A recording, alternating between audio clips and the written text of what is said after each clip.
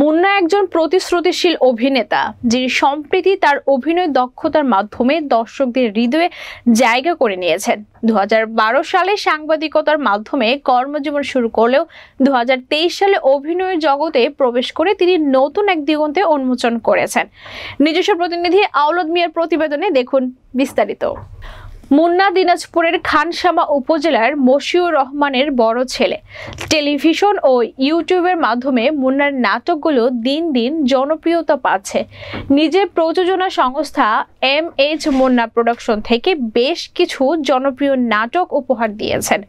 সম্প্রতি মুন্না অভিনীত বেশ কিছু নাটক যেমন বেকুব জামাই, বিয়ে পাগল বুলবুল, ফেসবুক প্রেম এসব নাটকে নিজস্ব স্টাইল ও অভিনয়ের মাধ্যমে দর্শকদের মুগ্ধ করেছেন।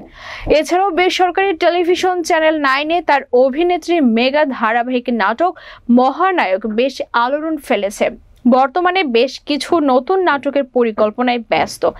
আসন্ন নাটকগুলোর মধ্যে রয়েছে বরিশালের আঞ্চলিক ভাষায় একটি নাটক, কুয়াকাটার সৌন্দর্যকে কেন্দ্র করে দুটি কমেডি নাটক। তার কমেডি নাটকগুলোতে হাস্যরস এবং মানবিক গল্পের সমন্বয় দেখতে পাওয়া যায়, যা পরিবার পরিজন নিয়ে উপভোগ করার মতো।